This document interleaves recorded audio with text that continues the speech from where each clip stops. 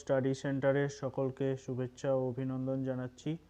আজকে আমরা ক্লাস 8-এর জানুয়ারির মডেল অ্যাক্টিভিটি টেক্সট নিয়ে আমরা আলোচনা করব। তো প্রথমত যে মডেল অ্যাক্টিভিটি টেক্সট আমাদের স্কুল থেকে দেওয়া হয়েছে সেটাতে যে টেক্সটটা রয়েছে সেই টেক্সটটা নিয়ে আমরা প্রথমত একটু আলোচনা করে নিই। এটা তোমাদের পাঠ্য বই থেকেই দেওয়া রয়েছে, তোমরা একটু দেখতে পারো। প্রথমে বলেছে, now the boy whose name was John had always obeyed his mother। এখন যে বালকটির কথা এখানে বলা হয়েছে সে বালকটি তার মাকে সবসময় মান্য করত।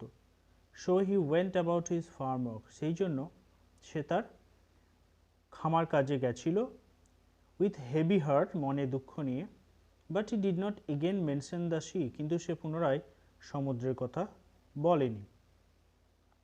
প্যারাগ্রাফ চেঞ্জ করে দেখো, one day, একদিন, he began walking, he had been walking behind the plough, একদিন সে জমি চাষ করছিল, লাঙলের পিছনে পিছনে হাঁটছিল।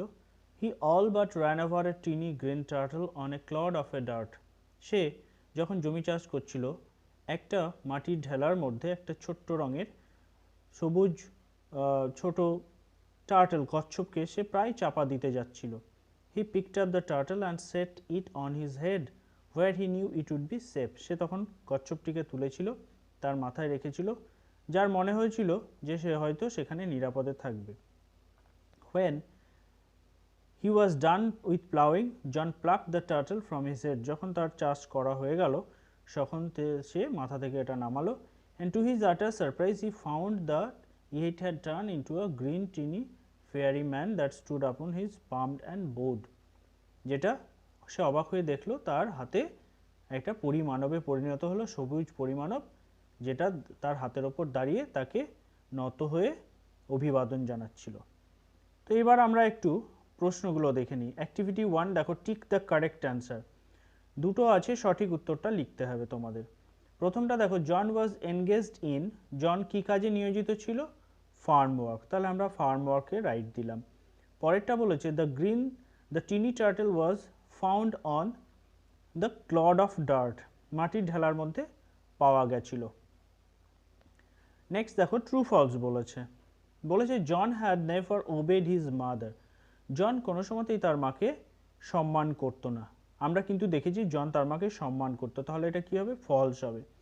তার সাপোর্টিং স্টেটমেন্ট আমরা বলে দিয়েছি, John had always obeyed his mother. Next দেখো, the little turtle that John found was green in colour, সবুজ রং ছিল, সেটা ঠিক, এটা আমরা দেখে দিয়েছি, এটা ট্রু লিখেছি। সাপোর্টিং স্টেটমেন্টটাও ওখানে লেখা রয়েছে, দেখো, he all but ran over a tiny green turtle. Next, 3 নম্বরটা কি বলেছে? The little turtle converted into a beautiful mermaid, এটা false, mermaid মানে মৎস্যকন্যা, কিন্তু এখানে পরিমানবে হয়েছিল। এরপরে দেখো বলেছে antonyms, countable nouns, uncountable nouns. বিপরীত শব্দ, টিনি এর বিপরীত শব্দ হিউজ, টিনি মানে ছোট, হিউজ মানে প্রকাণ্ড। সেফ মানে নিরাপদে, আনসেফ। নেক্সট, ওবে মান্য করা, ডিসওবে অমান্য করা। হেভি ভারী, লাইট মানে হালকা।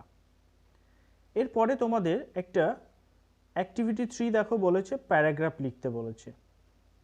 সেই প্যারাগ্রাফটা আমাদের কি বলেছে না, প্রোটেকশন অফ ওয়াইল্ড লাইফ, বন্য জীবজন্তুদের যে সংরক্ষণ সেইটা নিয়ে আমাদের একটা প্যারাগ্রাফ লিখতে বলেছে।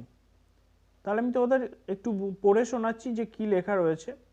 বলেছে দেখো, as we know that ecological balance is one of the most important factors of our environmental balance.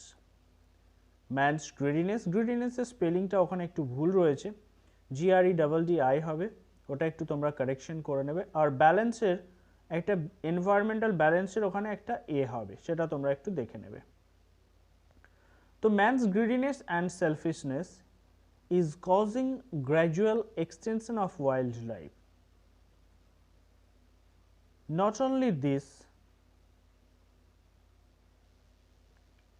but also deforestation is less space for accommodation of wildlife. At present times, we notices several animals roaming in the locality.